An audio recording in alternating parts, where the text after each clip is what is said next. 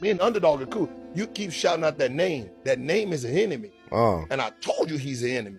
And you're going to keep shouting him out, not realizing you go there, you're dead. Because he dead. And then you talking about, I don't want to, name specific names. Talking about Cemetery Larry, he in the cemetery. Cemetery Larry, I like that. Cemetery. I got his raise right in the pocket. Now I got to give it to somebody else. Oh, they got fired from the company. Not from Gil himself. I'm trying to clear that up.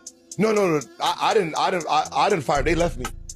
And then they got fired. Then they got fired from the company. Yeah. I know they still had to do their job, but like, I wanted to see where the loyalty was. Was there anything specifically, you said Rashad specifically, was there anything that he specifically did that lets you know, like, I really can't? He kept shouting out the dude's name that was tanking our show. Cemetery Larry. Yeah, like, the dude didn't do nothing for you, dog. Your deal was done before he got here. First of all, real talk, he tried to fire you at the beginning of the season. He tried to fire you at the beginning of the season. Now, the battle has been on between Cemetery Larry and Gilbert Arenas. Now, we know that Gilbert Arenas was running that daytime slot, man. He was killing them. Any given time, he can get 24,000 people to tune in and watch the show. The show was a very good show. Gilbert Arenas is very good on camera. He's very funny, but he knows his basketball. He has very good basketball tape, right? So the Gilbert Arenas show was killing him.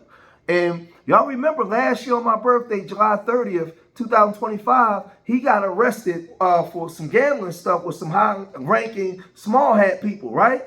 He was put in handcuffs, and he had the 50-50 joint venture deal with Underdog that he did in 2023, where he was saying he didn't really know that much about running podcasts, so he did the 50-50 thing. They provided the studio, and the show blew up. But when he got arrested, they was able to somehow take control of the show, right? And from there, the show was going downhill, and they was trying to get him out. Now, he was saying that they brought some other guy in to negotiate. He didn't have any trouble, any problems with Underdog, but it was the guy that they brought in, and in negotiation, things was going south because he had this case looming over his head, right?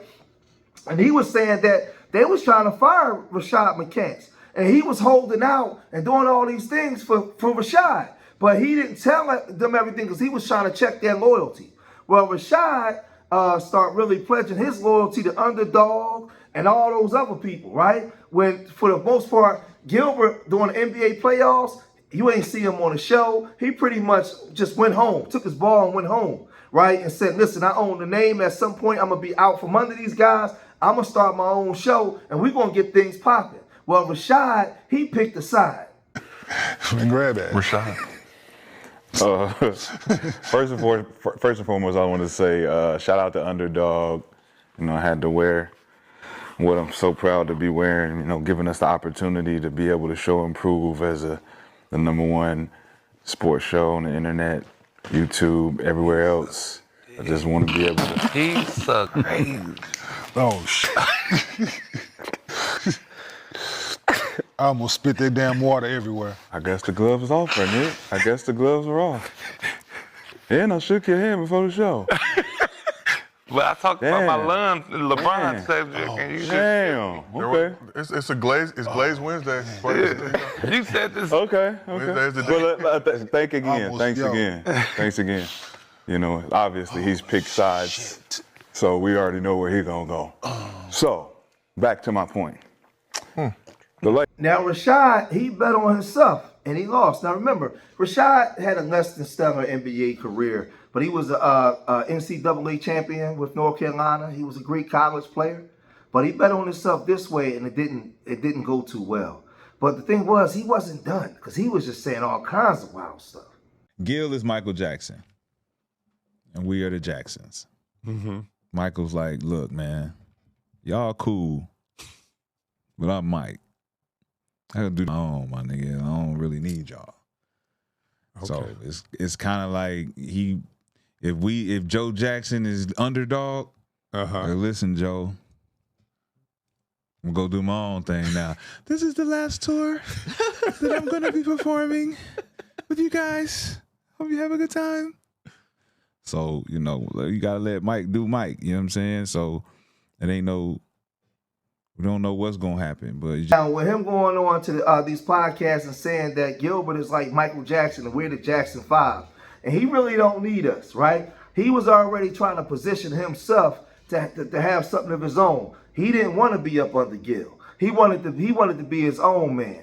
Not realizing, like Gil said, man, listen, I had your raise in my pocket. Like, you became who you was because of what I was doing. I gave you the shot, bro.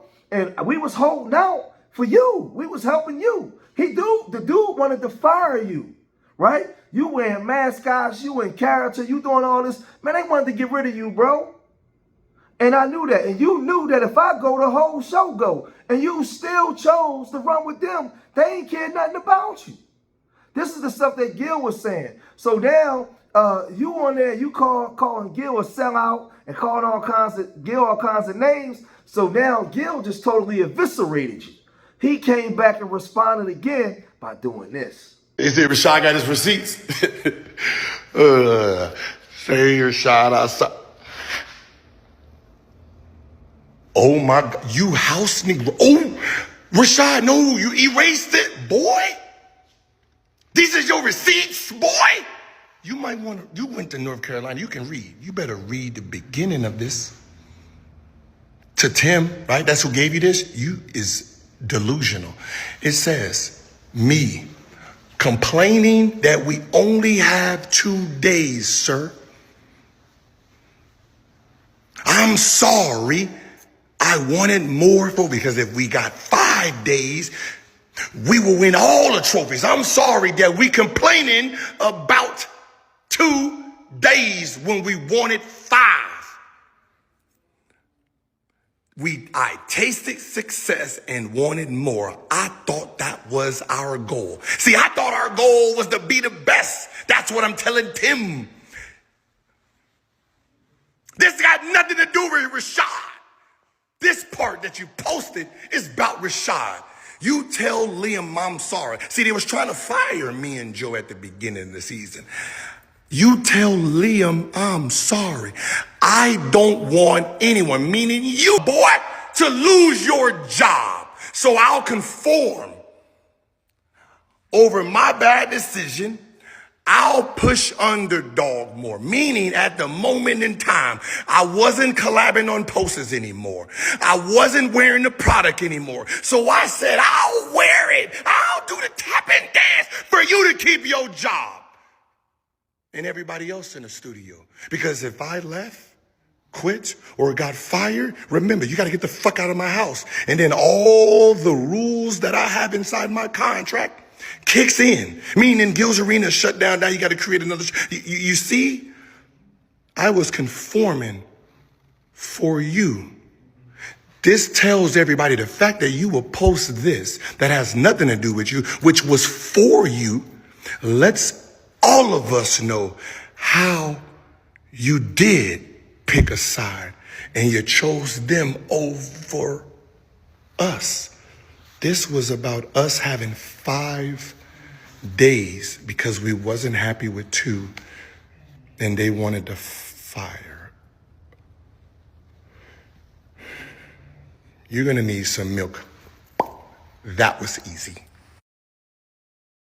So Gil was basically saying, man, like I sacrificed like 40% of my contract to save you, right? I stepped down when they knew that if I totally walked away, it would have shut all y'all down. Y'all, like they would have just fired everybody off rip. So I held out and I just stepped down but allowed things to go on inside the house to help you. The whole thing, they wanted to get rid of you. They wanted to get rid of you. And you post that and you call me a sellout? Again, man, I told y'all, Rashad was looking for something for himself. He was looking to do something for himself to make money, man. He was hoping that he created enough, right? Working with Skip, talking football. Because Rashad not a dummy. He's just a goofball. He's not a dummy. He knows sports. And he figured he made a good enough name for himself for them to bet on him. But he didn't make a good enough name for himself for them to bet on him. People not tuning in to see you, Otis. Nobody coming to see you, Rashad. Right? They tuning in because of Gil. And I think there's some jealousy kicked in, right? And it just got ugly, man. It got ugly. And it's a shame because it was a great show, right? them all together was wild and wacky, and there's a reason why 24,000 people would show up to hear him. Rashad got on your nerves, but he wasn't a dummy when it comes to talking to sports. I think it was a good show. It was a good blend, right? The person that got on my nerves the most was Kenyon because of his attitude. He always want to fight and just angry all the goddamn time, right? He was the one that got on my nerves a lot. But it was a good show, man. Shot, you just bet on, listen, you rolled the dice and crapped out, man. Now you got to deal with it. But y'all got to let me know what y'all think, man. If you made it this far in the video, hit that like button, subscribe to Street Media TV, leave your comments in the comment section. Remember, I love y'all. Till the next time, peace.